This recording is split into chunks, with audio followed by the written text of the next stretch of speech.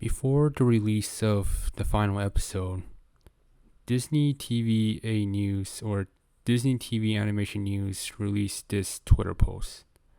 A witch loses a true way, seek the key, fear the lock, watching and dreaming for the future, thanks to them. And I found it interesting because it almost matches all the titles of the final 3 episodes of The Owl House. It also spells out an acronym, thanks for watching. And for me, this whole entire series was afraid of being yourself, afraid of being who you are, watching and dreaming of a world where you can be finally accepted, understood, that you stop just watching and dreaming, and you just think about your future, just thanking the people who help you go on your way, the people that help you, changed you. It's thanks to them that you are alive and well. And now for the final episode.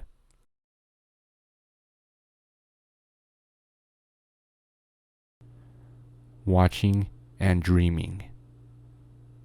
Don't you remember? This is all you're doing. You helped Belos meet the Collector. Your actions led to this. You've been the real villain this whole time. The opening of the first episode focuses on one common element: the Collector exploring Luz, Ada's, and King's worst fears. But for the sake of this video, let's focus more on Luz's fears. Because the friends she loved and truly cared about suffered because of her and her actions hurt others. Amity, Willow, Gus, all of which feel personal if not justified, and feel she deserves to be punished after everything she did, even when they understood that she unwillingly helping Belos and causing all of this. But it's all a dream. Because despite what she did, she was only human. She made mistakes but never purposely hurt anyone.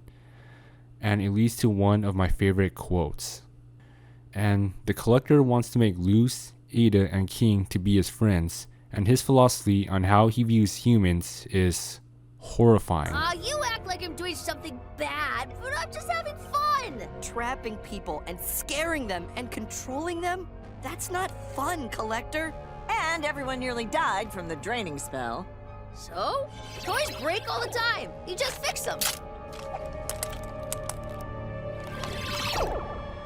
Do you not understand what death means to mortals?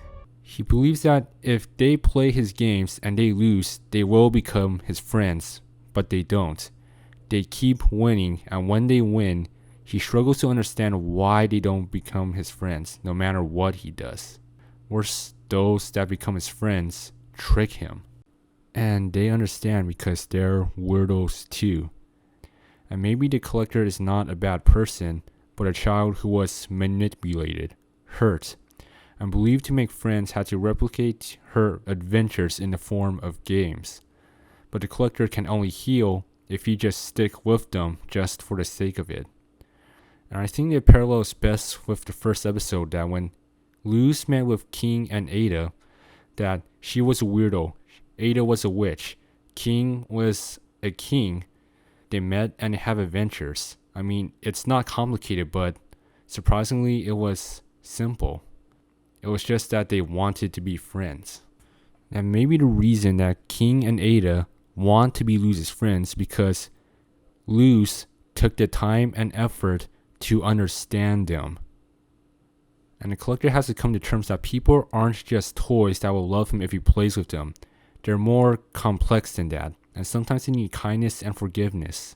And I wish she would have told the Collector earlier not all people appreciate kindness and forgiveness, like people such as Belos. And in that moment, Luz could have let Collector die, but chose to save him.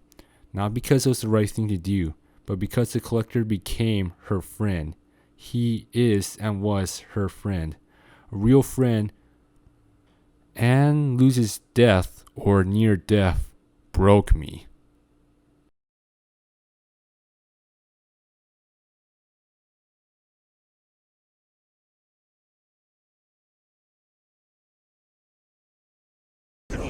No, no, no, no, no, no, no! Wait!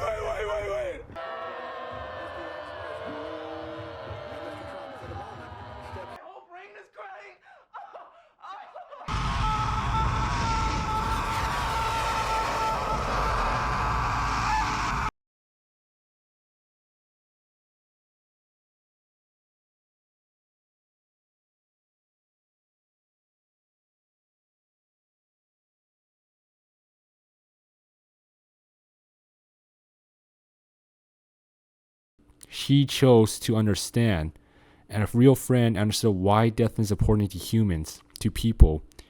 The collector experienced loss, and by learning of loss, he finally understood the weight of his actions, that his actions hurt people, and decides to help.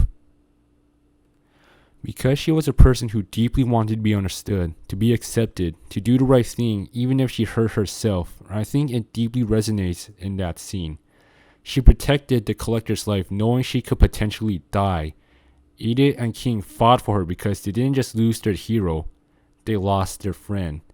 They loved her, and it made me think how Camila would react if she saw what happened to her when she just started opening up to Luz's world and her friends.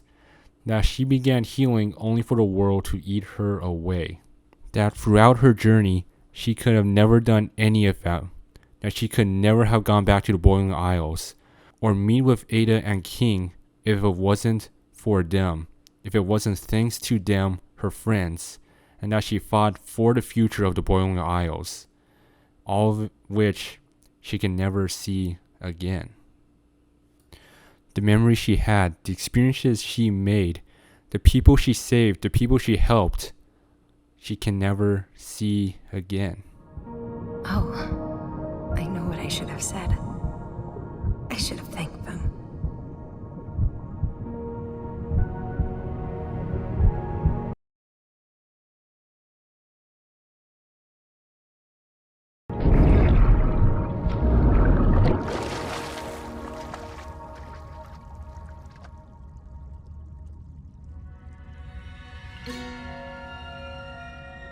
King?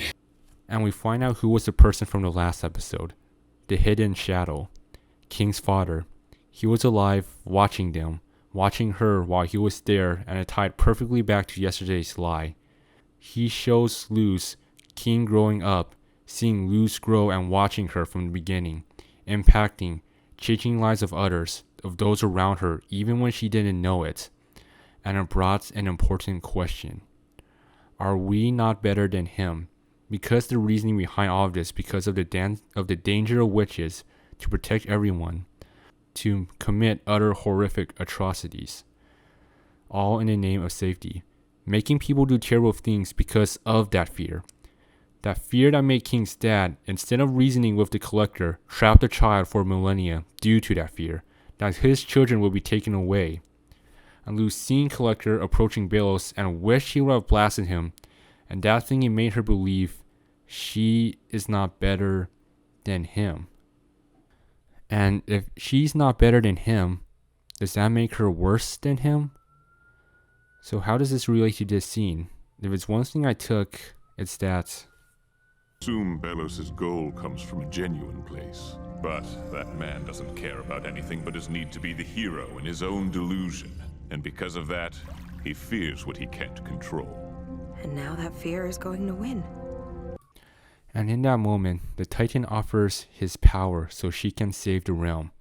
But the difference between Luz and Belos is Belos forcefully took power.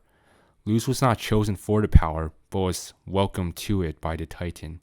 Because of her love for the Isles, her love for its people, and her love for his son. And gave her the power to become a good witch.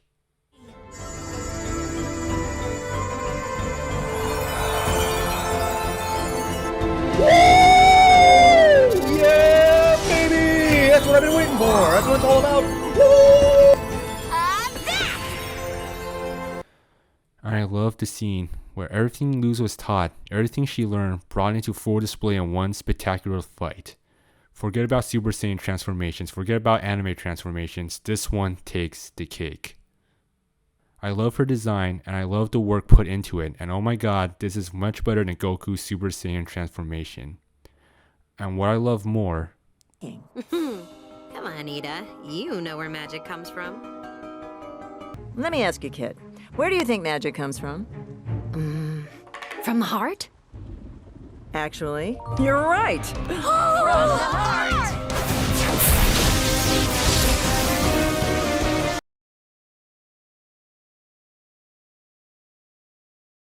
Do not underestimate me, Gildersnake, for I am the good witch Azura, warrior of peace. Now eat this, sucker! No! My only weakness! Dying! Do not underestimate me, Warden Wrath, for I am Luce, the human, warrior of peace. Now eat this, sucker!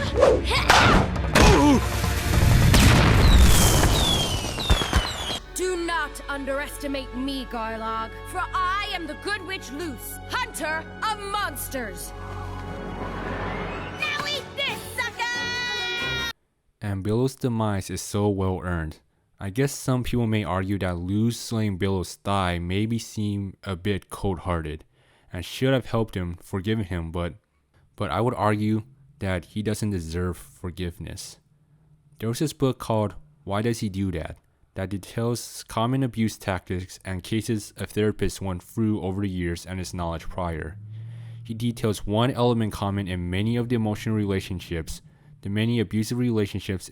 He finds one common element in the many abusive relationships: emotional gaslighting, where one of the partners emotionally blackmails the other, that if the other leaves them, then they are responsible for the other's actions and needs them to get better, creating a sense of unhealthy codependency. Essentially, if you don't forgive me or something I was clearly responsible for, you are a bad person. And Belos is a textbook example of that. He tries to manipulate Luce again, trying to use her insecurities, her use of forgiving people, but it doesn't work. Because Luce knows Belos. He will never change. He is just a person who deluded himself to become a hero and took power and killed many because of a heroic fantasy, a delusional fantasy. And sometimes it's hard to leave these relationships due to the emotional gaslighting, and the author's clear advice is not forgiveness, but to leave and never come back. And Luce's fate in the Boiling Isles? Well, it was a question bugging me ever since I began this series of video essays on the Owl House. Will Luce choose to stay in the Boiling Isles or the human realm? And surprisingly, the ending makes it quite clear. Come on, Mama. You know me. I picked all of them.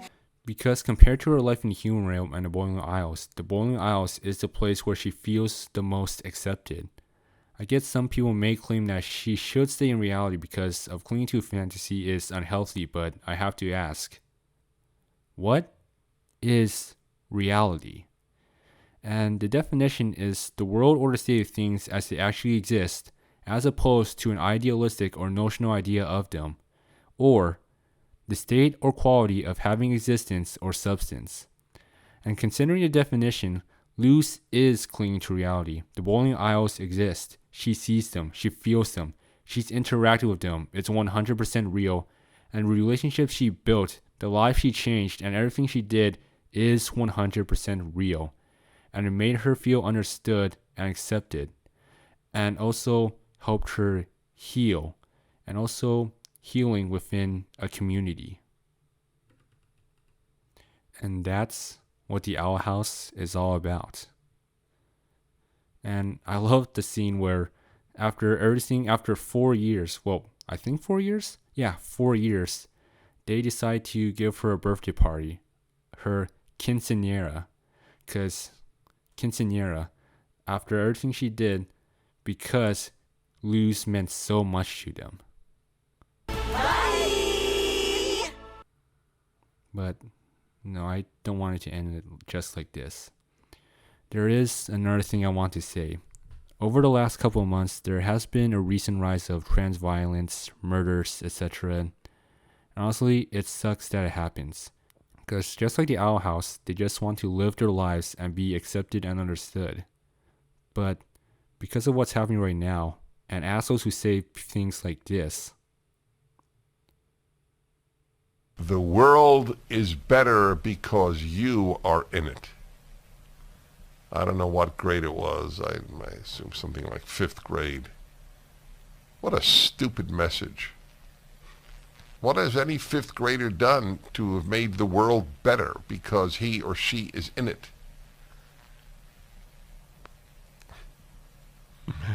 Boy, again, as I pointed out, it's the opposite of the way many of us were raised. Transgenderism must be eradicated from public life entirely. The whole preposterous ideology at every level. And with the people I just described above, and also what's been happening to trans people, LGBTQ plus people, immigrants, and a whole lot of other issues.